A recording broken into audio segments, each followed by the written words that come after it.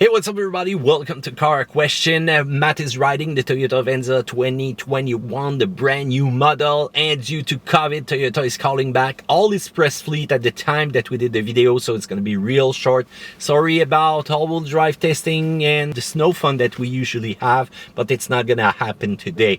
So it's a mid-size SUV, or should we call crossover, and I don't know if you heard the engine that just started, and it's a hybrid, so often you're going to roll and it's going to be really silent inside, and the engine will start to simply charge the battery. But this is one of the most functional and really cool optimized hybrid system that you can get. So it's the second generation of Venza. Toyota took a little pause before they launched the new model, but the last one really hit the heart of a lot of buyers. So it was kind of bigger, kind of stronger with a V6, towing capacity was there, and it was some kind of funky vehicle, you know, when you look at it, a mix of a lot of things. So now we are back with an exterior that's really unique, and when you look at the front end, you've got that typical hybrid design of Toyota. You've got the 8 also, which is kind of similar to a Outback though, but you're gonna have to be careful with that. This is not the same all-wheel drive system for adventure. You've got those really big wheels on the model that we are rolling right now, and you've got also the line in the rear when it's lighted up in the dark. This is so nice, and you've got that curve that will prevent your windows to get dirty so quickly during winter condition or when it's simply dirty out there. When you look at the interior, this is smaller than a Rav4 though, and it's quite smaller than what we were using the previous generation of Venza, just because of the hybrid pack in the rear. Also, you can see that the trunk, well, is not that big though, but when you compare it to the other cars in the same class, it's kind of lower than usual. But those seats are really amazing and comfortable, and you can also go for that stargaze moonroof electrochromic. You simply press on the button and it's gonna get dark. You press it again, you're gonna be able to enjoy everything that's out there. You've got the 2.4 4-cylinder hybrid system, which is good for 219 horsepower combined. This is the typical system of Toyota. And in the rear, yes, it's base all-wheel drive, but those rear will be powered by those electric engine. And it's not one of my favorite system, but if you want to see how will it perform, if you go check the video that we did about the Lexus UX, this is pretty much the same system.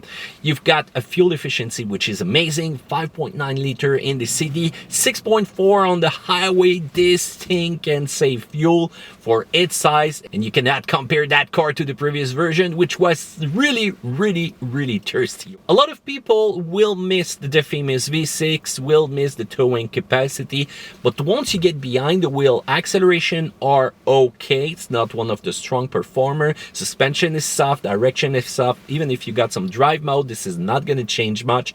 So it's more oriented toward luxury, the silence inside the cabin, and the fuel economy. It's not really a dynamic car though. I'm kind of sad for that, but that structural rigidity that you can feel once you're gonna take a curve has nothing to do with the previous version. So it's kind of a little bit more dynamic, but not too much when you compare it once again to the competition. So on the minus side though, that all-wheel drive system, you won't have any fun with it during the winter. Even if you close all the system, it's gonna help you moving from red lights, it's gonna help you on those icy conditions, but the next thing you know, if you need it and you're rolling like 70 kilometers per hour, you feel that kind of disconnection that I don't really like with those rear motors that are electric.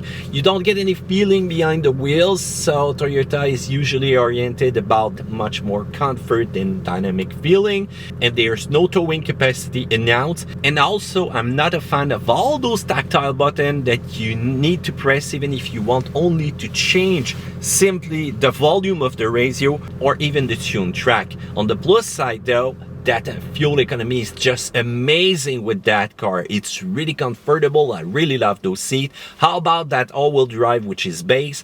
The interior quality really close to a Lexus. Same thing also for the look outside the car, and it's really silent once you're gonna roll, even if you hit some pothole. So that's a big thumbs up for that.